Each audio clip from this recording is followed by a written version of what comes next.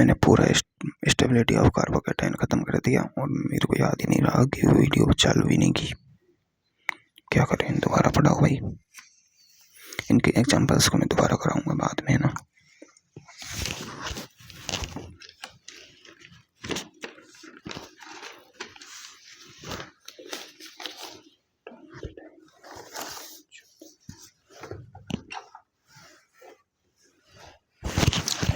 देखो, अपन stability of carbocation देखेंगे। वो 4 प्रभाव तो अपन देख लिए है ना, प्रभाव तो चारों देख लिया अपन ने पुराने। अब अपन स्टेबिलिटी ऑफ कार्बोकेटायन देख लेते हैं ना। तो स्टेबिलिटी ऑफ कार्बोकेटायन होती है, अपन को पता है कार्बोकेटायन ये होता है, इस पर ये 1 2 और ये और सी ये सी है ना, ये कार्बोकेटायन होता है। इसके देखो 2 लोन पेयर, 2 इलेक्ट्रॉन यानी 6 इलेक्ट्रॉन होते हैं इस पर। ये 1 इलेक्ट्रॉन नियॉन पर जाती है, मतलब अष्टक इसका अपूर्ण होता है। क्या होता है इसका? अष्टक अपूर्ण होता है। अष्टक अपूर्ण होता है, इलेक्ट्रॉन नियॉन पर जाती है। तो अब ऐसे यानी ये कार्बोकेटायन है CH2 ग्रुप। इससे अगर मैं ऐसा ग्रुप लगाऊं कोई G जो इसे इलेक्ट्रॉन दे, मतलब इसके इलेक्ट्रॉन की जो कमी है, 6 इलेक्ट्रॉनों की जो कमी है, इसे पूरा करे, तो ये होता है इलेक्ट्रॉन रिलीजिंग ग्रुप। और इलेक्ट्रॉन रिलीजिंग ग्रुप दिखाते हैं +I प्रभाव। और अपन ने देखा कि अगर CH2 ग्रुप पर मैं इस पर ऐसा ग्रुप लगा दूं जो इलेक्ट्रॉन विड्रॉइंग ग्रुप है, तो वो इलेक्ट्रॉन लेगा तो इसका स्टेबिलिटी और कम कर देगा। ये इसकी स्टेबिलिटी को बढ़ा रहा है। ऐसा होता है -I प्रभाव। कैसा होता है? -I प्रभाव। देखो, अपन को पता है कि पाई सिग्मा पॉजिटिव ये वाला एक अनुनाद होता है। तो स्टेबिलिटी ऑफ कार्बोकेटायन समानुपाती होगा सबसे पहले एरोमेटिसिटी के, क्योंकि देखो तुमने ये वाला ये इसमें और ये पॉजिटिव, ये एक एरोमेटिक कंपाउंड है ना, एक, क्योंकि इसमें एक पाई बॉन्ड है, एक पाई बॉन्ड, तो 1 3 5 वाले अनुनाद होते हैं। और देखो बंद रिंग है, बंद रिंग में पूर्णतः अनुनाद है पाई सिग्मा पॉजिटिव। तो ये एक एरोमेटिक कंपाउंड है। तो स्टेबिलिटी ऑफ एरोमेटिक सिटी है ना। और फिर आता है रेजोनेंस है ना। तो रेजोनेंस में कौन सा? +M प्रभाव वाला ऊपर, -M वाला नीचे। देखो +M वाला ऊपर क्यों लिया गया है? क्योंकि +M वाला ऐसे होते हैं जिनके पास लोन पेयर होता है, और लोन पेयर इलेक्ट्रॉन दान करने की प्रवृत्ति या देने की प्रवृत्ति रखते हैं। तो लोन पेयर इसको डबल बॉन्ड को देंगे तो ये बॉन्ड बन जाएगा। क्या होगा? ये पॉजिटिव चार्ज आ रहा है, मतलब इस पे 2 लोन पेयर की कमी है, 2 लोन पेयर की कमी है। तो ये इलेक्ट्रॉन देके इसको क्या स्टेबिलिटी प्राप्त कर देंगे, इसको तो पूर्णतः स्टेबल कर देंगे +M वाला। फिर आता है हाइपर कॉन्जुगेशन। हाइपर कॉन्जुगेशन क्या होता है कि sp2 कार्बन के समीप स्थित sp3 कार्बन पर उपस्थित अल्फा H की संख्या, कितनी? अल्फा H की संख्या sp2 कार्बन के समीप है उपस्थित sp3 कार्बन पर अल्फा H की संख्या पर कॉन्जुगेशन। और इन सब के बाद अपन को लगाना है I प्रभाव, जिसमें +I प्रभाव ऊपर, -I प्रभाव नीचे। मतलब +I प्रभाव क्या होता है? इलेक्ट्रॉन रिलीजिंग ग्रुप, जो इस इलेक्ट्रॉन देके क्या करेगा? आंशिक रूप से इलेक्ट्रॉन देके इसका स्थायित्व बढ़ाएगा। और इलेक्ट्रॉन विड्रॉइंग ग्रुप जो इलेक्ट्रॉन लेके इसके प्रभाव को कम करेगा। सबसे पहले अपन को एरोमेटिसिटी लगानी है, फिर रेजोनेंस लगाना है, उसमें +M वाला अधिक, -M वाला कम। फिर अपन को हाइपर कॉन्जुगेशन लगाना है, फिर उसमें अल्फा H की संख्या काउंट करनी है। sp2 कार्बन वाले से के बगल में sp3 कार्बन वाला होना चाहिए। फिर अपन को +I प्रभाव लगाना है, फिर अपन को -I प्रभाव लगाना है। ठीक है। अब एक बात में आएगा एरोमेटिसिटी, और एक अपन ने पढ़ा है एंटी एरोमेटिक कंपाउंड, तो हाईली अनस्टेबल होता है। तो एक anti aromatic carbocation highly unstable होगा। क्या होगा? हाईली अनस्टेबल है ना, हाईली अनस्टेबल। ये याद रखना। एक देखो, अपन जब भी अनुनाद देखते थे, मान लो ये अनुनाद हो रहा है ना, तो एक इस पर N पर अगर मैं यहाँ पॉजिटिव चार्ज लगा दूं, इलेक्ट्रॉनों की कमी, या लोन पेयर लगा दूं, या नेगेटिव चार्ज लगा दूं, तो बेंजीन का रिंग पर इनका कोई प्रभाव नहीं होता है, अनुनाद पर नहीं होता है। ना तो लोन पेयर का होता है, ना ही इस पर होता है, क्योंकि बेंजीन की रिंग खुद में ही अनुनाद में है पहले से ही। मतलब डबल बॉन्ड वाले कार्बन पर अगर डबल बॉन्ड वाले परमाणु पर, डबल बॉन्ड वाले पाई बंद वाले परमाणु पर लोन पेयर हो, नेगेटिव चार्ज हो, पॉजिटिव चार्ज हो, ये अनुनाद में कभी भाग भाग नहीं लेते। तो एक बात बताओ, एक डबल बॉन्ड वाला कार्बन है ना, डबल बॉन्ड कार्बन कार्बन उस पर पॉजिटिव चार्ज यानी, और एक ट्रिपल बॉन्ड वाला कार्बन है उस पर पॉजिटिव चार्ज, तो ऐसे ही इनका ये कभी अनुनाद में भाग नहीं लेता, तो ये स्टेबिलिटी नहीं प्राप्त करता, है ना। अब देखो इस कार्बन पर ये है, इस कार्बन से एक और कार्बन जोड़ के, है ना, इस पर अपन ने 3H लगा रखे हैं। तो देखो sp2 संकरित कार्बन के बगल में sp3 संकरित होना चाहिए, उस पे वो देखने हैं अपन को अल्फा H।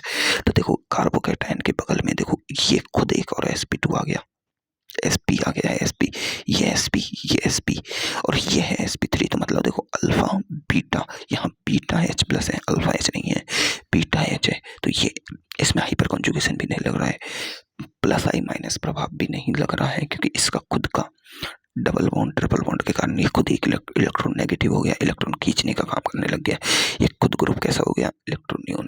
तो ये कार्बन से और इलेक्ट्रॉन खींचेगा, इसलिए ये सब है, ये दोनों पाई बंधों के ऊपर लगा पॉजिटिव चार्ज हाईली अनस्टेबल होता है, अनस्टेबल होता है। पाई बंध के ऊपर लगा पॉजिटिव चार्ज हाईली अनस्टेबल होता है, ये वाली बात याद रखनी है। अब अपन को देखो, ये मैंने एग्जांपल्स लिए थे, ये एग्जांपल्स करते हैं अपन, है ना। तो एग्जांपल्स में मैंने आधे तो करा दिए यार, ये आधे तो मैंने पहले ही करा दिए, वो क्लास चालू नहीं की ना तभी करा दिए, क्लास बंद थी और मैं पढ़ा रहा था और ये चला दिए। चलो इनको कर लेते हैं बचे हुए को। देखो बचे हुए को कर लेता, अब इनमें तो कुछ समझ नहीं आएगा तो मैं ऊपर में इनको देख लेता है। CH3 है, CH2 है, CH2 है, ये एक कार्बोकैटायन है, ये sp3 संकरित होता है कार्बोकैटायन, अपन को बताया। देखो एक पाई बंद और सिग्मा बंद और 2 सिग्मा बंद, 3 सिग्मा बंद, मतलब sp p और d ये होता है। तो sp2 3 पर 4 सिग्मा बंद हो तो sp3, 5 सिग्मा बंद हो sp3d या dsp3, दोनों एक ही बात है।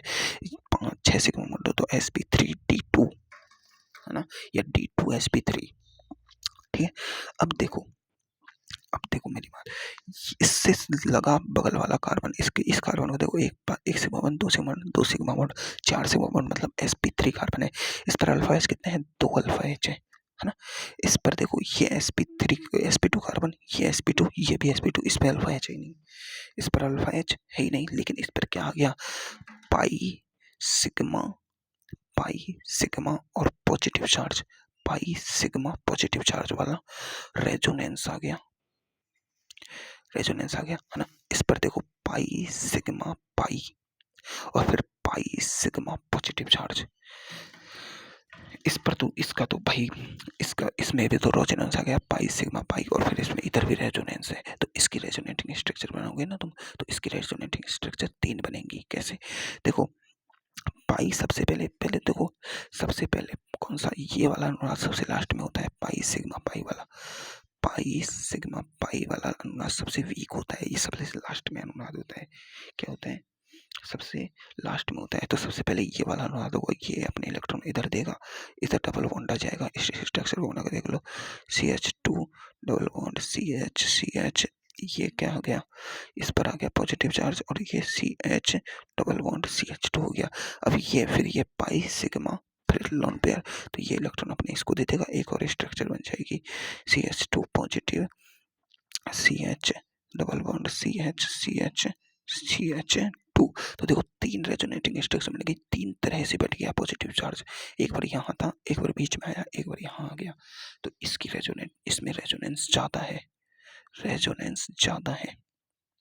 क्या है, रेजोनेंस ज्यादा है। इसमें रेजोनेंस की देखो एक बार ही हो सकता है, यहाँ से पाई इलेक्ट्रॉन इधर जाए तो CH2 पॉजिटिव इस पे आ जाएगा, CH2 लो डबल बॉन्ड बन जाएगा, ये एक ही। इसमें 2 रेजोनेटिंग स्ट्रक्चर है, इसमें 3 रेजोनेटिंग स्ट्रक्चर है। तो जितना ज्यादा रेजोनेंस होगा उतना ज्यादा स्टेबल होगा, तो सबसे ज्यादा ये, फिर ये, इस पर 2 अल्फा H है। पर अपन ने देखा रेजोनेंस प्रभाव से अतिसंयुग्मन प्रभाव कमजोर होता है, क्या होता है, कमजोर। ठीक है, समझ में आया क्वेश्चन। अभी इस क्वेश्चन को देखो pi sigma positive charge resonance, है ना, प्लस इस पॉजिटिव चार्ज के बगल का ये sp2 है, ये भी sp2 है, लेकिन इसके ये बगल का sp3 कार्बन है, इस पर 2 H लगे हुए हैं, है ना, 2 H लगे हुए हैं, 1 2 3 4 सिग्मा बॉन्ड, 4 सिग्मा बॉन्ड मतलब sp3 कार्बन, तो इस पर 2 अल्फा H भी है और प्लस इस पर रेजोनेंस भी है। अब देखो एक रेजोनेंस है तो 2 रेजोनेटिंग स्ट्रक्चर होंगे इसकी बेस, कितने होंगे 2। इस पर देखो ये इसमें 2 बॉन्ड आ गए, एक अंतर क्रम में नहीं है तो इसमें रेजोनेंस नहीं है, लेकिन इस पर ये ये 4 अल्फा एच है, कितने हैं 4 अल्फा एच है। इस पर देखो इस पर एक पॉजिटिव चार्ज हो रहा है बीच में, है ना, पॉजिटिव, तो pi sigma positive charge resonance है ना, प्लस इस पर देखो इस पॉजिटिव चार्ज के बगल में ये एक 2 अल्फा एच है, ये एच, और इस पर 3, ये CH3 ग्रुप होता है ना, इस कार्बन पर 3 यानी +5 अल्फा एच है, तो रेजोनेंस +5 अल्फा एच, ये सबसे ज्यादा स्टेबल, है ना। फिर ये तो 3 नंबर का सबसे ज्यादा स्टेबल, ये 3 है, ये 2 है, ये 1 है, तो 3 नंबर का सबसे ज्यादा स्टेबल, फिर 1 नंबर का, फिर आएगा ये रेजोनेंस वाला, क्योंकि इस पे अल्फा एच ज्यादा है पर ये इसमें रेजोनेंस है, रेजोनेंस की प्राथमिकता ज्यादा है, इसलिए ये ऑर्डर आएगा। अब देखो ये है मीजोमेरिक इफेक्ट का क्वेश्चन, तुम कह रहे थे ना मीजोमेरिक इफेक्ट के क्वेश्चन कहाँ थे, ये देखो, देखो इसमें भले में रिंग में अनुनाद है, इसमें रिंग में अनुनाद है, इसमें रिंग में अनुनाद है, इसमें रिंग में अनुनाद है, रेजोनेंस सब में सेम है बिल्कुल। ये क्या है, एक कार्बोकैटायन है, कार्बोकैटायन की स्टेबिलिटी समानुपाती होती है रेजोनेंस की। रेजोनेंस कैसा, अगर +m वाला रेजोनेंस है तो उसके ज़्यादा, और -m वाला है तो उसके कम। +m वाला क्योंकि इस रिंग को इलेक्ट्रॉन देगा, रिंग पर इलेक्ट्रॉन की घनत्व बढ़ेगा, ये इलेक्ट्रॉन हल्का सा इसको दे देगा, हल्का सा किसे दे देगा, इसे, है ना। अगर ये देखो NO2 ग्रुप क्या होता है, हाईली -I ग्रुप होता है, -I ग्रुप, लेकिन कंडीशन समझो, हाईली -I ग्रुप होता है, इलेक्ट्रॉन लेने का काम करता है, लेकिन देखो NO2 पर होता है क्या, NO2 का जो इफेक्ट होता है वो क्या होता है,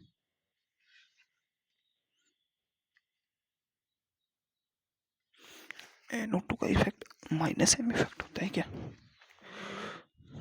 हाँ बिल्कुल होता है भाई, NO2 का कौन सा इफेक्ट होता है, -M इफेक्ट।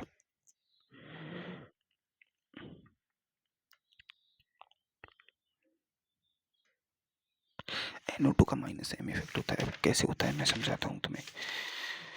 देखो NO2 का -M इफेक्ट कैसे होता है ये तुम्हें मैं समझा देता हूँ आज इस पेज पर। देखो मैंने तुम्हें +M इफेक्ट बताया था कि +M इफेक्ट ऐसा होता है कि जो बेंजीन रिंग पर ऐसा ग्रुप लगा हुआ OH, ये ग्रुप अपने लोन पेयर दान करे, बिल्कुल करता है ना, तो वो +M होता है। लेकिन -M ऐसे ग्रुप होते हैं, यानी X डबल बॉन्ड Y ऐसा ग्रुप होता है जिसमें Y की EN अधिक होनी चाहिए, X की EN कम होनी चाहिए, और जब ये Y इधर इलेक्ट्रॉन ले लेगा आंशिक नेगेटिव, इस पर आंशिक पॉजिटिव, तो ये अपना पाई बॉन्ड इधर देगा और इस पर इसको ये ऐसे कर देगा XY नेगेटिव और वो डबल बॉन्ड, और ये बेंजीन रिंग, और बेंजीन रिंग पर आ जाएगा पॉजिटिव चार्ज, ऐसे, है ना, ये था ये और ये, है ना, ऐसे, मतलब X कम ऋणात्मक होना चाहिए। तो अब देखो NO2 ग्रुप लग रहा है, N डबल बॉन्ड O, इस पर लोन पेयर तो है, लोन पेयर दे तो सकता है, लेकिन ऑक्सीजन भैया भी तो है 3.5 EN लेके, इसकी EN 3, ऑक्सीजन कहेगा बेटा तू लोन पेयर देगा, मेरे सामने दादागिरी दिखा रहे, ऑक्सीजन कहेगा इलेक्ट्रॉनों को इधर दे, इलेक्ट्रॉनों को इधर दे, ऑक्सीजन इलेक्ट्रॉनों को इधर लेगा, EN ज्यादा है तो इस पर होगा आंशिक पॉजिटिव, ये रेजोनेंस में ये इलेक्ट्रॉन इधर जाएगा, इस पर आएगा पॉजिटिव, यहाँ डबल बॉन्ड बनेगा, समझ में आई बात है।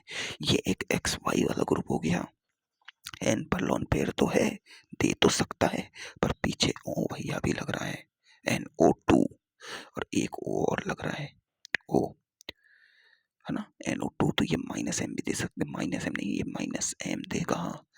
कारण क्या है, -M क्यों दे रहा है भाई, -M क्यों दे रहा है, -M क्यों दे रहा है, क्योंकि N की EN बहुत कम है, N की EN 3 है, O की EN ज़्यादा है, इसलिए -M प्रभाव देता है। मतलब ये बेंजीन रिंग से इलेक्ट्रॉन लेगा, बेंजीन रिंग पर आंशिक आ जाएगा पॉजिटिव चार्ज, पॉजिटिव चार्ज। जब बेंजीन रिंग पर खुद पॉजिटिव है तो बेंजीन इससे इलेक्ट्रॉन लेगा, इसकी फिर कमी आ जाएगी, ये तो माइनस एम दिखा देगा भाई, माइनस एम। इस पर नील प्रभाव लगेगा क्योंकि जितना रेजोनेंस हो रहा है वो हो रहा है। ये क्या है, CH3 ग्रुप, CH3 ग्रुप, इसमें देखो सीधी सी बात है, ये प्लस आई प्रभाव देगा, ये थोड़े से इलेक्ट्रॉन देगा ही, लेगा तो नहीं, ये तो ले रहा है भाई पूर्णतः। और इस पर देखो 3 अल्फा एच भी है, ये इस पर sp2 कार्बन है, इसके बगल का कार्बन 3 अल्फा एच। इस पर देखो OCH3, OCH3 के पास क्या होता है, लॉन पेयर, ये लॉन पेयर अपना दान करेगा, इसे क्या करेगा, दान, तो प्लस एम। तो प्लस एम रेजोनेंस पूर्णतः इलेक्ट्रॉनों का विस्थानीकरण करके इलेक्ट्रॉन दे रहा है, प्लस एम वाला पूर्णतः इलेक्ट्रॉनों का विस्थानीकरण कर इलेक्ट्रॉन दे रहा है। तो सबसे ज्यादा स्टेबल कार्बोकेटायन यही होगा, सबसे सबसे बेकार स्टेबल ये होगा माइनस एम वाला, क्योंकि ये पूर्णतः इलेक्ट्रॉन ले रहा है भाई, पूर्णतः इलेक्ट्रॉन ले रहा है। इसका तो नील इफेक्ट है, इस पर प्लस आई इफेक्ट है, या फिर कह सकते हैं 3 अल्फा एच है, तो वो है क्या, हाइपर कॉन्जुगेशन। तो ये हल्का इलेक्ट्रॉन देता है, हल्का इलेक्ट्रॉन देता है, ये पूर्णतः देता है 2 इलेक्ट्रॉनों को रिंग को, ये पूर्णतः रिंग को ऋणावेशित करेगा। तो इस पर इसके ऋणावेश के कारण ये पॉजिटिव चार्ज कम होगा, ये पॉजिटिव चार्ज हल्का कम होगा, क्योंकि ये अल्फा एच बिल्कुल कम दे रहा है, ये 0 है भाई, तो रेजोनेंस में भाग ले सकता है, बस इतना ही कर सकता हूँ, ये रेजोनेंस में भाग ले रहा है और ऊपर से इलेक्ट्रॉन खींच भी रहा है, माइनस आई। तो सबसे कम इसका, फिर इसका, फिर इसका, फिर इसका, सबसे ज्यादा इसका होगा स्टेबिलिटी। समझ में आई कैसे हुआ कॉन्सेप्ट, बिल्कुल आया होगा। चलो अब और एग्जांपल्स लेते हैं अपन। देखो इस एग्जांपल को देखो, बस तुम्हें एग्जांपल्स को देखो। रिंग है, रिंग पर ओ लगा हुआ है, ठीक है, और ये पॉजिटिव चार्ज है। अब ऑक्सीजन इलेक्ट्रॉन खींचने की प्रवृत्ति रखता है, क्या रखता है, इलेक्ट्रॉन खींचने की प्रवृत्ति, तो माइनस आई। लेकिन देखो कितनी दूर है, एक परमाणु, दो परमाणु, तीन है। इस पर डेल्टा नेगेटिव, डेल्टा पॉजिटिव आएगा, इस पर डबल डेल्टा पॉजिटिव, इस पर double double triple delta positive, यानी दूरी के साथ इंडक्टिव इफेक्ट घटता है, दूरी के साथ इंडक्टिव इफेक्ट घटोगा, कम होगा। इसका माइनस आई थोड़ा सा बढ़ेगा क्योंकि ये देखो दो दो नजीक, इसका माइनस आई बहुत ज्यादा होगा। पर कंडीशन क्या आ गई, loan pair sigma positive charge, loan pair sigma positive charge, ये एक रेजोनेंस आ गया। तो रेजोनेंस आ गया तो भाई सबसे ज्यादा स्टेबल हो जाएगा ये। तो माइनस आई कहाँ देख रहे हो, इसमें, इनमें माइनस आई देखो, इसमें भाई रेजोनेंस देखो, तो सबसे स्टेबल, फिर ये सबसे स्टेबल, फिर ये, क्योंकि इसका माइनस आई नजीक आया है, इसका माइनस आई दूर है। समझ में आई बात है, इसमें रेजोनेंस आ गया भाई, रेजोनेंस प्राथमिकता है बनी, loan pair sigma positive charge resonance प्राथमिकता है। इसमें देखो pi sigma positive charge resonance है, प्लस इस पॉजिटिव चार्ज से sp2 कार्बन, ये भी sp2, ये भी sp2, देख लो भला इसमें एक पाई बंदा गया नहीं, इसलिए ये इस पर देखो 2 H लगे हुए हैं, ये sp3 कार्बन है, एक बॉन्ड इसका, एक बॉन्ड, एक बॉन्ड, एक बॉन्ड, 4 बॉन्ड है, चारों सिग्मा बॉन्ड है, तो sp3 कार्बन होता है। तो इस पर रेजोनेंस प्लस 2 अल्फा एच है। इस पर क्या है, सिर्फ इस पर सिर्फ ये, इस पर और ये, इस पर ये 2 alpha H, 2 alpha H, 4 alpha H. इस पर देखो पूर्णतः रेजोनेंस है, क्या है, पूर्णतः रेजोनेंस है, लेकिन 2 पाई बॉन्ड है इसमें, 2 पाई बॉन्ड है इसमें, और 2 पाई बॉन्ड जहां आते हैं वो एंटी एरोमेटिक हो जाता है, एंटी एरोमेटिक हाईली अनस्टेबल। सबसे ज्यादा स्टेबल ये, क्योंकि इसमें रेजोनेंस प्लस अल्फा एच है, फिर इसमें अल्फा एच है, क्योंकि रेजोनेंस प्रभाव ज्यादा होता है अल्फा एच से प्रभावी। ये देखो ये एलाइलिक कार्बोकेटायन है, ये बेंजाइलिक कार्बोकेटायन है, ये ट्रोपोलियम कार्बोकेटायन है। इसमें देखो 3 है, 3 पाई बॉन्ड है, तो मतलब एंटी एरोमेटिक तो नहीं है, एरोमेटिक है। अब 3 पाई बॉन्ड के साथ रेजोनेंस है, और इसमें अल्फा एच कितने हैं भाई, इसमें 7 रेजोनेटिंग स्ट्रक्चर बनती है इसकी, ट्रोपोलियम कार्बोकेटायन की बना के दिखाई थी। और इसे बोलते हैं king of carbocation, most stable carbocation, world का मोस्ट स्टेबल कार्बोकेटायन होता है। क्या होता है, मोस्ट स्टेबल। ये बेंजाइलिक कार्बोकेटायन है, यानी ये प्लस चार्ज इसमें स्टेबल होता है, इसकी 5 रेजोनेटिंग स्ट्रक्चर्स बनती हैं। ये एलाइलिक कार्बोकेटायन है, इसकी सिर्फ 2 स्ट्रक्चर बनती है, एक तो ये खुद, एक ये इधर चल जाए तो पॉजिटिव चार्ज इधर आ जाएगा बस। तो सबसे कम वो है इसकी रेजोनेटिंग स्ट्रक्चर, जितने कम रेजोनेटिंग स्ट्रक्चर उतना कम रेजोनेंस। तो सबसे ज्यादा रेजोनेंस तो इसमें है भाई, तो सबसे ज्यादा है। और ये एरोमेटिक भी भैया भी है, ये एरोमेटिक भी है, ये भी एरोमेटिक है, ये एरोमेटिक नहीं है, ठीक है, ठीक है।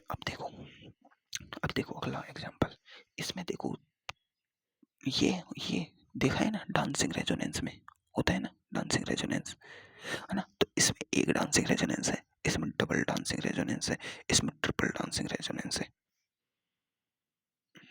समझ में आई बात? और ये तो अभी एग्जांपल कराया है मैंने, ये वाला तो अब देखते हैं अपन stability of carbon free radical.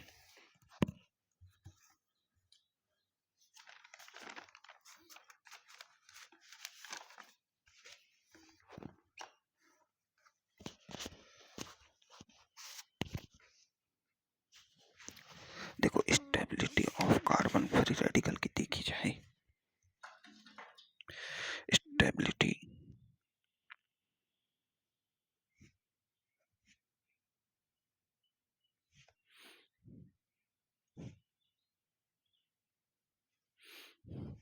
देखो कार्बन फ्री रेडिकल होता है, देखो दो दो दो दो इलेक्ट्रॉन दो इलेक्ट्रॉन दो इलेक्ट्रॉन 6 और एक 7, ये होता है 7 इलेक्ट्रॉन युग्म प्रजाति, मतलब इलेक्ट्रॉन नियन है। क्या है? इलेक्ट्रॉन नियन, इलेक्ट्रॉन नियन प्रजाति है। क्या है? इलेक्ट्रॉन नियन, है ना, इलेक्ट्रॉन नियन प्रजाति है।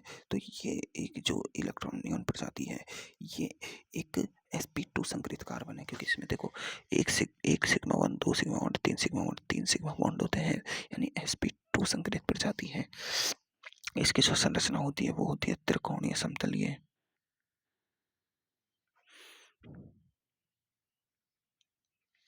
समतलीय, है ना, इलेक्ट्रॉन नियन प्रजाति। अब देखो इसकी स्टेबिलिटी होगी, इसमें देखो तुम्हें मैंने क्या बताया था कि जब भी लोन पेयर आ जाए वहाँ एरोमेटिकता नहीं होती, एरोमेटिसिटी कभी पॉसिबल ही नहीं हो सकती लोन पेयर वाली प्रजाति पर। तो इसमें अगर एरोमेटिसिटी एंटी एरोमेटिसिटी नहीं देखनी है, क्या नहीं देखनी है? एरोमेटिसिटी एंटी एरोमेटिसिटी नहीं देखनी है, क्योंकि ये नॉन एरोमेटिक कंपाउंड होते हैं, तो इनमें एंटी एरोमेटिसिटी और एरोमेटिसिटी नहीं होती। कारण क्या है? क्योंकि सभी जो मुक्त मूलक प्रजातियां होती हैं वो एरोमेटिक नहीं होती। तो अब stability of carbon free radical किसके समानुपाती होगी? एरोमेटिसिटी को हटा दो, बाकी सब लगा दो। अब देखो ये सेम, इसका अपन आई प्रभाव देखा तो वो प्लस आई प्रभाव के समानुपाती और माइनस आई प्रभाव के समानुपाती होता था, क्योंकि प्लस आई प्रभाव अब 20 इलेक्ट्रॉन देगा, इसको इलेक्ट्रॉन की अभी भी कमी है, इसके पास इलेक्ट्रॉन की अभी भी कमी है। तो stability of carbon free radical, stability of carbon free radical देखी जाए तो वो समानुपाती होती है रेजोनेंस के, समानुपाती होगी अल्फा एच के, alpha H number of alpha H समानुपाती प्लस आई ग्रुप और माइनस आई। प्लस आई ग्रुप इलेक्ट्रॉन रिलीजिंग ग्रुप होता है जो इसको इलेक्ट्रॉन देगा, इसको इलेक्ट्रॉन देगा। माइनस आई ग्रुप होता है इलेक्ट्रॉन विड्रॉइंग ग्रुप, जो इससे इलेक्ट्रॉन लेगा वो इसे अनस्टेबल कर देगा। पहले अपन को सबसे पहले रेजोनेंस चेक करना है, रेजोनेंस से ही काम हो जाए तो ठीक है, फिर अपन को अल्फा एच देखने हैं, फिर अपन को लास्ट में ये लगाना है, ठीक है। लेकिन हेलोजन के केस में सबसे पहले ये लगाओ, इन सबको छोड़ो, ये लगाओ हेलोजन्स, यानी हेलोजन्स होते हैं ना एक्स, फिर कल बाहर आई आंटी, आंटी में दम है भाई, आंटी दमदार है। तब इसके एग्जांपल्स कर लें अपन। देखो इसके एग्जांपल्स सेम एग्जांपल्स होते हैं कार्बोदनायन के, same to same photocopy.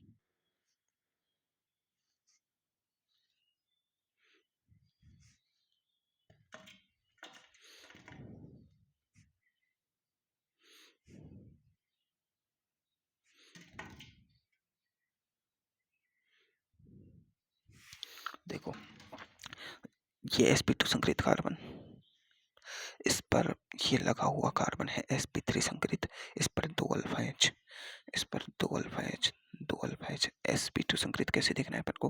Alpha H कैसे देखना है? sp2 संकरित कार्बन के पास वाला कोई भी हो sp3 संकरित कार्बन और उस पर लगे हुए एच होते हैं वो होते हैं अल्फा एच। क्या होते हैं? Alpha H. समझ में आई बात? बिल्कुल। तो देखो अल्फा एच तो सब में 2 है, तो अल्फा एच का कॉन्सेप्ट लगेगा नहीं, रेजोनेंस हो नहीं रहा। NO2, NO2 का माइनस आई सबसे प्रभावी होता है, फिर CN का माइनस आई होता है, फिर फ्लोरीन का माइनस आई कम होता है, CN का माइनस आई ज्यादा होता है, फ्लोरीन का माइनस आई कम होता है। तो इनका ये लो, जितना माइनस आई कम उतना ज्यादा स्टेबल, क्योंकि माइनस आई के व्युत्क्रमानुपाती है ना। बिल्कुल। अगला एग्जाम्पल देखो,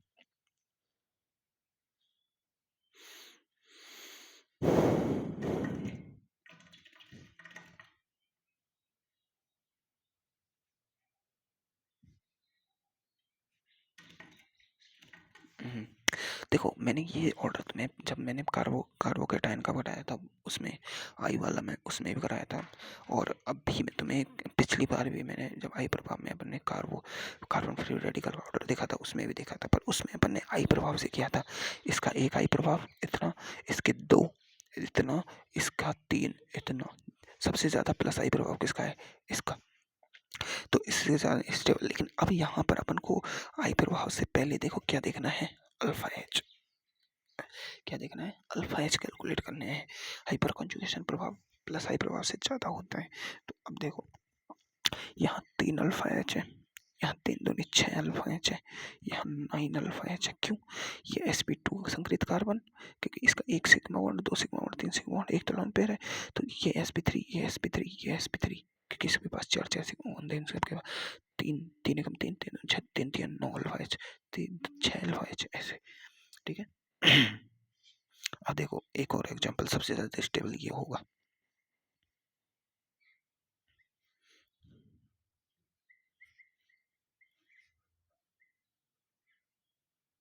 ये एग्जांपल देखो, ये एग्जांपल्स में देखो, ये एक इसमें देखो, ये sp2 संकरित कार्बन, इससे सटा हुआ ये कार्बन है, इस पर सिर्फ 2 H है, क्योंकि 2 बॉन्ड तो ये बन गए, कार्बन के 2 ही बचे, 2 H हो गए, तो इस पर 2 अल्फा H है। कितने हैं? 2 अल्फा H। ये देखो पाई सिग्मा और लोन पेयर वाला अनुनाद हो गया, पाई सिग्मा लोन पेयर, वो फ्री रेडिकल मुक्त मूलक, पाई सिग्मा मुक्त मूलक वाला अनुनाद हो गया। तो इसमें से देखो ये पाई का एक इलेक्ट्रॉन, क्योंकि तो लोन पेयर है, एक एक तो है ही इसके पास, ये एक इलेक्ट्रॉन इधर जाता है तो ये इस पर आ जाता है, ये तो डबल बॉन्ड बन जाएगा, और इस पर आ जाता है लोन पेयर। तो इसकी कितनी, 2 रेजोनेटिंग स्ट्रक्चर बन रही है, 2 रेजोनेटिंग स्ट्रक्चर। और हाइब्रिड कैसे बनेगा? ऐसे इस पर आंशिक ये और डबल बॉन्ड इधर घूम रहा है, एक बार इधर एक बार इधर, ऐसे ही है इसका हाइब्रिड बनेगा। लेकिन इस पर देखो, ये देखो पाई सिग्मा पाई वाला अनुनाद भी है, और पाई सिग्मा लोन पेयर वाला। तो ये पाई सिग्मा पाई वाला अनुनाद तो बहुत कमजोर होता है, ये सबसे लास्ट में होता है। ये कोई भी अनुनाद ना हो तब ये अनुनाद कराना है अपन को, समझ में आई? क्योंकि इसके टूटने से उस पर चार्ज आ रहे हैं, जो एक अनस्टेबिलिटी का वो होता है कॉन्सेप्ट। मतलब ये इलेक्ट्रॉन इधर जाए तो इस पर पॉजिटिव, और यहाँ ये इलेक्ट्रॉन इधर आए तो इस पर नेगेटिव आता है, जो एक पॉजिटिव नेगेटिव बना रहा है, जो अपन को नहीं करना होता है नॉर्मल कंडीशन में, है ना। तो इसमें देखो सबसे पहले ये जाएगा कि ये अपना एक इलेक्ट्रॉन इस बॉन्ड को देगा।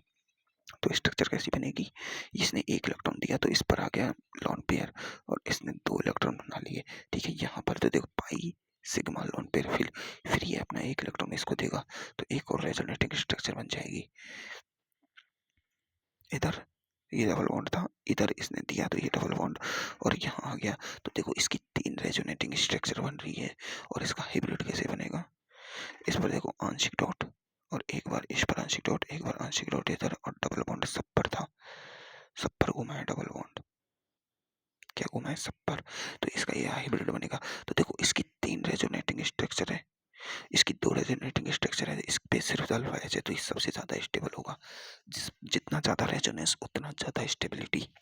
ठीक है, कर सकते हैं अपन, कर सकते हैं ना? बिल्कुल। अब देखो कोई सा भी कॉन्सेप्ट लगा लो, वो सारे उसी की तरह लगेंगे। किसकी तरह? कार्बन कार्बन मुक्त मूलक के कॉन्सेप्ट सभी की सभी कार्बोकेटाइन की तरह ही लगेंगे।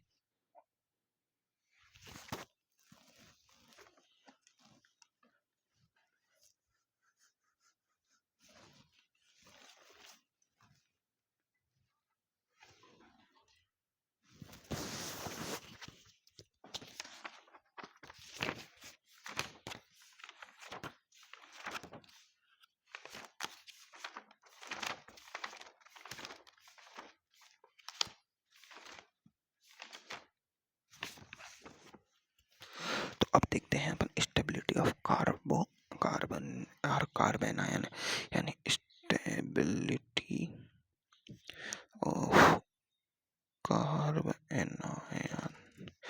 किसकी? कार्बन आयन की स्टेबिलिटी देख लेते हैं।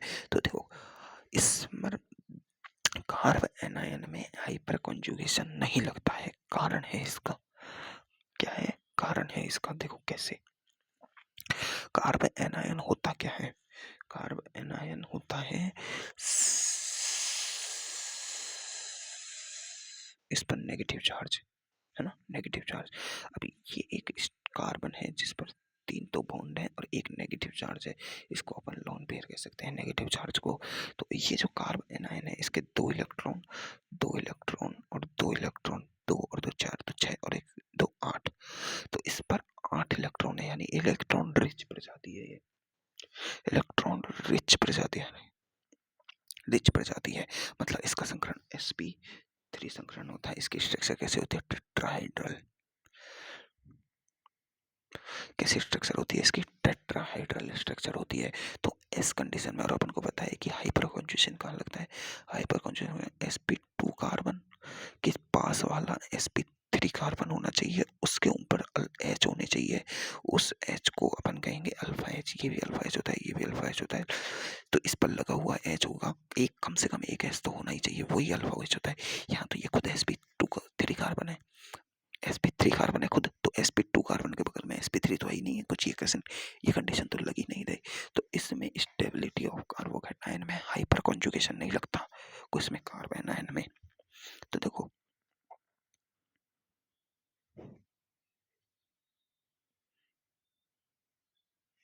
तो वो समानुपाती होगा। एरोमेटिसिटी, इसमें एरोमेटिसिटी लगती है, एरोमेटिसिटी लगती है। रेजोनेंस क्या होगा? रेजोनेंस, अब देखो रेजोनेंस कौन सा लगेगा? रेजोनेंस से पहले इसमें ईएन लगती है भाई, यहाँ ये लपड़ा है भाई, ईएन लगती है इसमें रेजोनेंस से पहले। क्या लगती है? ईएन। जिसकी ईएन ज्यादा, जिसकी ईएन ज्यादा, ईएन दो तरह से लगती है, एक तो ऑर्डर ईएन दो तरह से लगती है, एक तो साइज से लगती है ना, और एक लगती है और वो इलेक्ट्रॉन घनत्व से, है ना। तो देखो ईएन जिसकी ज्यादा होगी, अगर ये ईएन जिसकी ज्यादा होती है कार्बन आयन में, ईएन जिसकी ज्यादा होगी, ईएन वाला कॉन्सेप्ट मैं तुम्हें बताऊंगा, है ना। और फिर लगता है रेजोनेंस। क्या लगता है? रेजोनेंस। और रेजोनेंस कैसा? -m वाला ऊपर और +m वाला नीचे, ये हमेशा याद रखना। क्यों?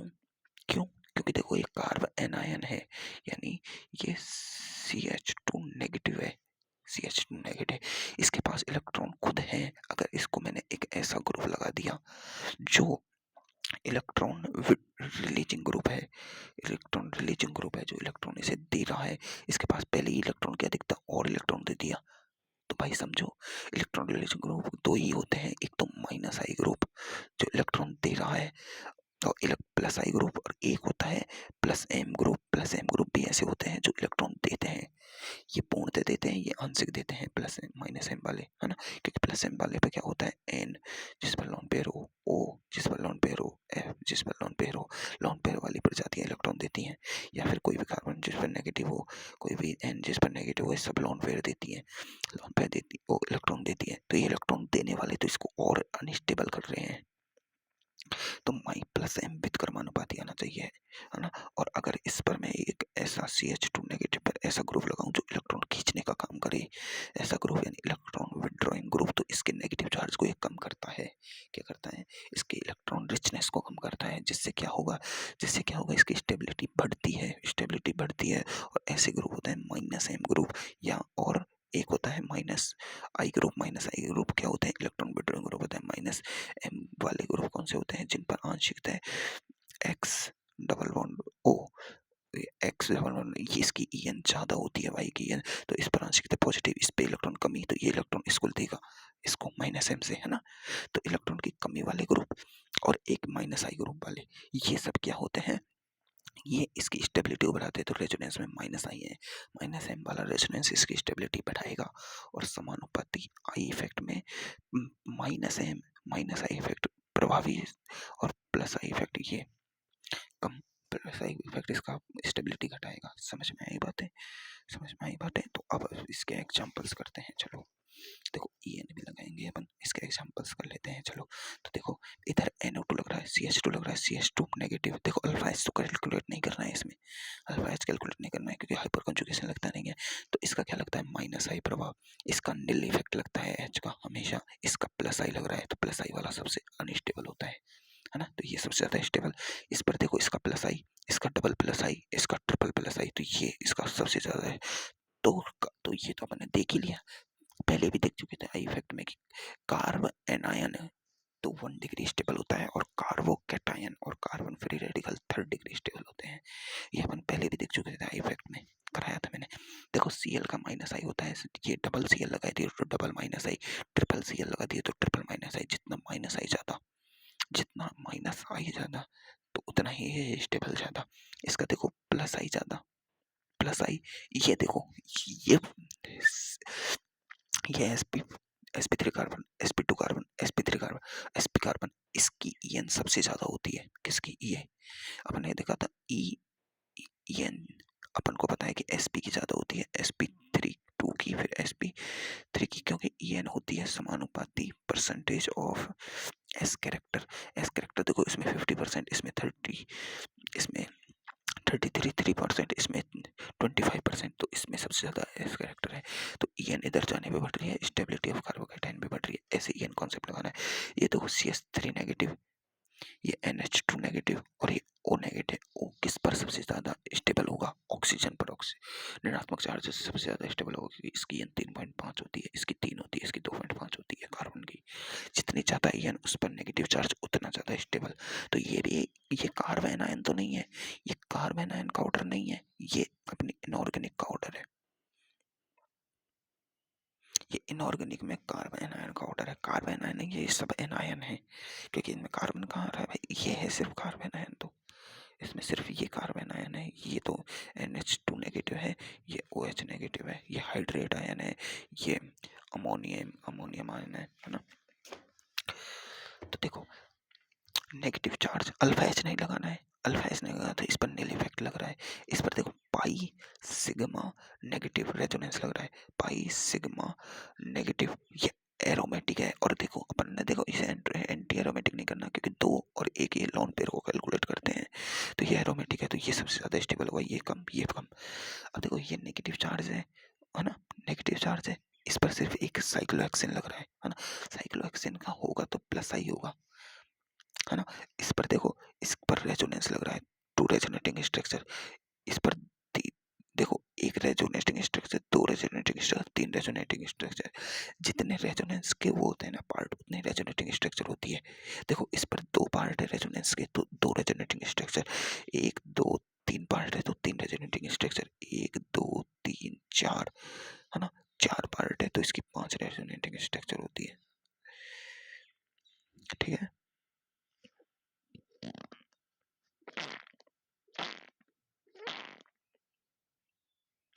मुझे नहीं पता पर ये मतलब इसकी रेजोनेटिंग स्ट्रक्चर बनानी नहीं आती है क्या। ये नेगेटिव आयन एक बार इससे देगा, है ना, फिर इस पर क्या नेगेटिव आयन हट जाएगा, कैसे बनेगी देखिए इसकी रेजोनेटिंग स्ट्रक्चर। ये डबल बॉन्ड आ जाएगा, इस पर ये अपना नेगेटिव चार्ज इसे दे देगा तो इस पर नेगेटिव आयन और ये बच्चा इधर इधर, तो इसकी अपना नेगेटिव इसे देगा, ये अपना नेगेटिव इसे दे देगा। तो अगली रेजोनेटिंग स्ट्रक्चर बन जाएगी अपनी, यहाँ डबल बॉन्ड, यहाँ नेगेटिव और यहाँ ये था और ये डबल बॉन्ड था, ये नेगेटिव इसको देगा, है ना, इसको देखो, इसको है ना, इस वाले बीच को, और ये इधर चला जाएगा तो इसकी रेजोनेटिंग स्ट्रक्चर ऐसे बन जाएगी, ये नेगेटिव और ये डबल बॉन्ड, ये नेगेटिव इधर जाएगा, ये डबल बॉन्ड उल्टा आ जाएगा। तो एक और रेजोनेटिंग स्ट्रक्चर बन जाएगी जिसमें ये यहाँ आया था, ये यहाँ आया था, ये यहाँ आ जाएगा, ये सेवन नेगेटिव, 1 2 3 4 5 रेजोनेटिंग स्ट्रक्चर हो गई, है ना।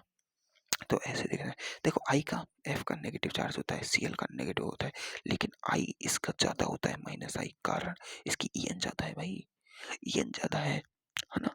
लेकिन Cl के पास एक और चीज होती है भाई, Cl के पास एक और चीज होती है, Cl के पास होता है weekend d orbital present curve, इसका 17 वर्ग होता है, 17 नंबर का होता है ना, तो 10 से ऊपर है, 10 से ऊपर तो वीकेंड डी ऑर्बिटल आ जाएगा। तो देखो ये देखो, इसको इसी स्ट्रक्चर को देखो, इस पे देखो, इसको ऐसे लिखो, वीकेंड डी ऑर्बिटल सिग्मा और नेगेटिव चार्ज, ये एक कंडीशन नहीं होती है क्या रेजोनेंस की? अरे ये वाली minus sigma weekend d orbital या lone pair sigma weekend d orbital, ये वाली तीनों कंडीशन सेम ही है, ये एक कंडीशन होती है। तो इस कारण Cl क्या करेगा, इसके इलेक्ट्रॉनों को इधर ले लेगा भाई, इधर ले लेगा, इसके इसके नेगेटिव चार्ज को कम करेगा। ये तो क्या करेगा, सिर्फ आई प्रभाव लेगा, लेकिन इसमें भाई इसका माइनस आई तो कम है, इलेक्ट्रॉन लेने की क्षमता तो कम है, लेकिन इसके पास वीकेंड डी ऑर्बिटल है। क्या है, एटॉमिक नंबर इसकी 10 से ज्यादा है, देखो 10 से ज्यादा एटॉमिक नंबर है, वीकेंड डी ऑर्बिटल इस पे प्रेजेंट है। अरे यार तुम्हें अभी तो भेजने हो रहे हैं, मैं गड़बड़ कर रहा हूँ, इधर उधर लिख रहा हूँ, ऐसे नहीं लिखना चाहिए मुझे, है ना। तो इसमें रेजोनेंस प्रेजेंट है ना। देखो अब ये क्या है, ये एक मीजोमेरिक इफेक्ट आ गया है, यहाँ पर मीजोमेरिक इफेक्ट लग रहा है। देखो ये NO2 इलेक्ट्रॉन विथड्रॉइंग ग्रुप है, -m प्रभाव लगाता है, -m, इससे इलेक्ट्रॉन लेगा, अभी समझाया था मैंने तुम्हें, ये इलेक्ट्रॉन लेगा तो इस पर नेगेटिव चार्ज कम होगा, है ना। ये नीले इफेक्ट दिखाएगा, ये इलेक्ट्रॉन विथड्रॉइंग ग्रुप है, इलेक्ट्रॉन रिलीजिंग ग्रुप है, ये +m भी देगा और +I भी देगा, ये -m दे रहा है, तो ये तो सबसे ज्यादा स्टेबल करेगा, ये प्लस वाले इसको अनस्टेबल करते हैं। क्यों, क्योंकि ये इस पर इलेक्ट्रॉन का घनत्व बढ़ाएंगे, इलेक्ट्रॉन का घनत्व यहाँ बढ़ेगा तो ये इलेक्ट्रॉन इलेक्ट्रॉन नेगेटिव नेगेटिव एक दूसरे को प्रतिकर्षण करेंगे, अनस्टेबिलिटी आएगी। OCH3 इलेक्ट्रॉन रिलीजिंग ग्रुप है, यानी +m देता है, +m देगा, ये इलेक्ट्रॉन का घनत्व बढ़ाएगा। ये क्या है, OCH3 इसका ये है, OCH3 मेटा पर है, +m काम नहीं करेगा, इसका -m काम करेगा, मेटा स्थिति पर +m काम नहीं करता है। इसका क्या कारण होता है भाई, समझाओ मुझे, इसका क्या कारण होगा कि मेटा स्थिति पर +m काम नहीं करता है? तो इसका अपन को पता चलता है इसकी रेजोनेटिंग स्ट्रक्चर से। कैसे, रेजोनेटिंग स्ट्रक्चर से कैसे, अब समझाता हूं मैं तुम्हें, हाई हाई लेवल का कॉन्सेप्ट। तो देखो हाई लेवल का कॉन्सेप्ट की बात ये है कि एक बार देखो, एक बार आजा आजा, ये CH2 नेगेटिव OCH3, ये डबल बॉन्ड लग रहा है, ठीक है, यही है, ठीक है, कोई दिक्कत नहीं है ना।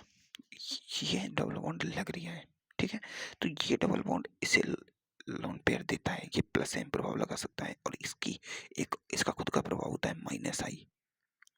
-I प्रभाव, क्योंकि इसके ऑक्सीजन है, ऑक्सीजन इलेक्ट्रॉन लेने की क्षमता रखता है, तो इसका खुद का प्रभाव तो -I होता है। रेजोनेंस में ये +m प्रभाव देता है, क्या देता है, रेजोनेंस में +m प्रभाव देता है। अब देखो ये CH2 नेगेटिव है ना, अब ये मेटा पर है, पैरा पर है, तो ये इलेक्ट्रॉन की क्या करेगा, समझो, इसको हटाओ पहले, इसको समझो, इसको ऊपर वाले को, इसको समझते हैं CH2 नेगेटिव, ये ये ये ये ये और ये OCH, ओ नहीं, इसको हटाओ। अब ये रिंग है, इसकी रेजोनेटिंग स्ट्रक्चर बना सकते हैं, अपन बना सकते हैं, ये CH2 नेगेटिव इधर जाएगा, जाएगा, है ना, जाएगा ना रेजोनेंस में, तो ये हो जाएगा CH2 डबल बॉन्ड, इस पर ये जो नेगेटिव है ये इधर आएगा, तो ये इसकी 5 बॉन्ड हो जाएंगे, ये इधर आएगा, इधर नेगेटिव, ठीक है। अब ये लोन पेयर ऐसे है अपना, है ना, ये नेगेटिव नेगेटिव इधर जाएगा और ये इधर आ जाएगा, ये हो जाएगा ऐसे, ये डबल बॉन्ड बन गया और ये नेगेटिव आ गया, ये CH2 डबल बॉन्ड है, और फिर ये अपने पास रेजोनेंस है, ये नेगेटिव इधर जाएगा, इस डबल बॉन्ड को बनाएगा, ये डबल बॉन्ड इधर चल जाएगा।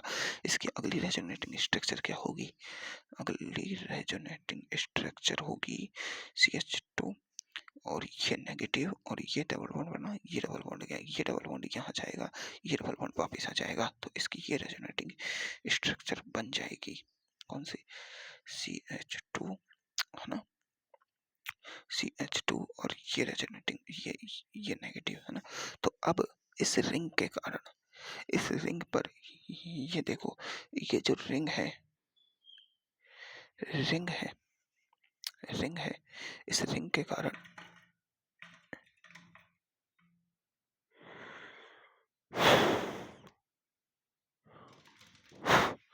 ये CH2 इस पर आंशिक नेगेटिव, आंशिक नेगेटिव, आंशिक नेगेटिव हाइब्रिड बना रहा हूँ मैं, और रेजो रेजोनेंस।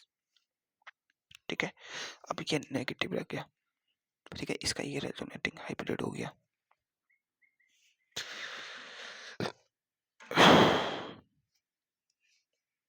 है ना। अब देखो मैंने इधर OCH3 ग्रुप लगाया, ये क्या है, इलेक्ट्रॉन रिलीजिंग ग्रुप।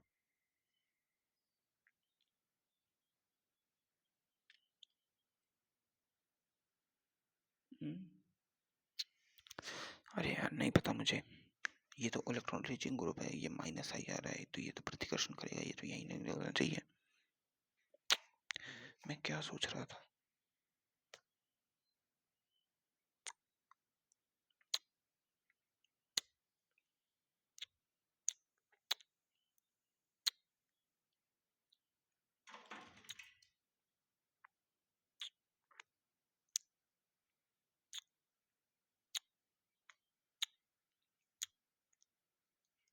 बस तुम्हें ये याद रखना है कि मेटा पर प्लस एम काम नहीं करता है भाई, क्यों नहीं करता मुझे भी नहीं पता। मेटा पर प्लस एम काम नहीं करेगा, इसका माइनस आई काम करेगा।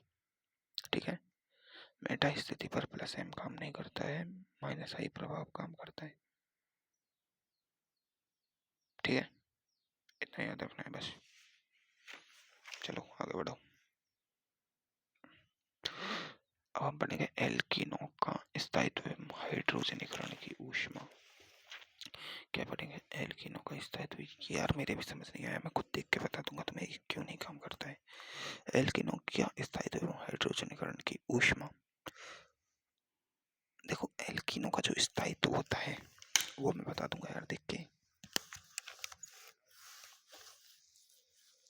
जो एल्कीनों का स्थायित्व होता है एवं हाइड्रोजनीकरण की ऊष्मा, यानी एल्कीन की बात करेंगे अपन तो उसमें सबसे पहले देखेंगे अपन हाइड्रोजनीकरण की ऊष्मा। देखो एल्कीन होती है ऐसी संरचना, पहले एल्कीन को तो समझ लें। ये देखो इसमें एक पाई बंद है, ये सिग्मा बंद, एक सिग्मा बंद, दो सिग्मा बंद, तीन सिग्मा बंद, मतलब sp2 संकरित कार्बन होता है। इसमें ये सिग्मा बंद होता है, ये पाई बंद होता है। एल्कीन के बारे में बात की जा रही है। ठीक है, हाइड्रोजनेशन। देखो हाइड्रोजनीकरण अपन क्या पढ़ रहे हैं, हीट ऑफ हाइड्रोजनेशन, यानी एल्कीन की अभिक्रिया अपन हाइड्रोजन से कराएंगे। किससे, हाइड्रोजन से। अब देखो हाइड्रोजन के मध्य कैसा बंध होता है, सिग्मा बॉन्ड। कैसा होता है, एक सिग्मा बॉन्ड होता है, तो आसानी से तो टूटेगा नहीं, आसानी से तो टूटेगा नहीं भाई, नहीं टूटेगा, बिल्कुल आसानी से तो टूटेगा नहीं, है ना। इसमें ये पाई बंद होता है कमजोर बॉन्ड, सिग्मा बॉन्ड होता है मजबूत बंड। क्या होता है, मजबूत बंड। तो देखो अगर मैं एक कमजोर बंध को तोड़ूं, यानी मैं एक कमजोर लकड़ी को तोड़ूं और एक मजबूत लकड़ी को तोड़ूं, तो मुझे कमजोर लकड़ी तोड़ने में कम एनर्जी देनी पड़ेगी, कम एनर्जी देनी पड़ेगी, मैं पट देश तोड़ दूंगा। लेकिन मजबूत लकड़ी तोड़नी है मुझे, तो मजबूत लकड़ी तोड़ता हूं तो मुझे ज्यादा एनर्जी देनी पड़ेगी। क्या होगी, ज्यादा एनर्जी देनी होगी। क्या होगी,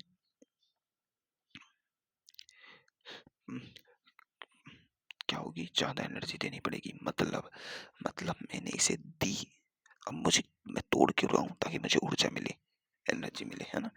अब देखो एक कमजोर बंद तोड़ते हैं तो उससे कम ऊर्जा मिलती है अपन को, उसे ज्यादा ऊर्जा देनी पड़ती है और मिलती कम है। ठीक है, कमजोर बंद को तोड़ने में कम ऊर्जा देनी पड़ती है ना, कमजोर बंद को तोड़ने में कम ऊर्जा देनी पड़ती है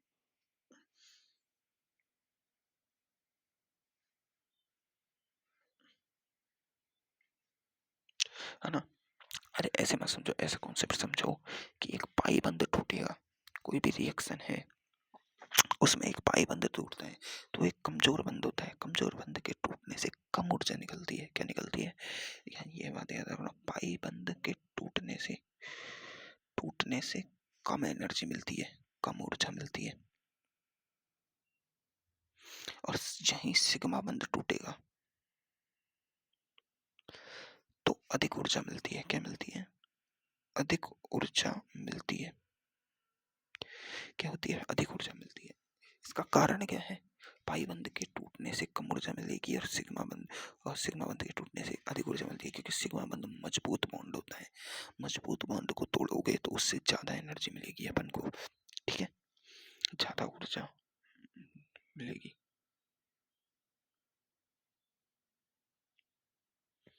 अरे यार ज्यादा ऊर्जा देनी होगी।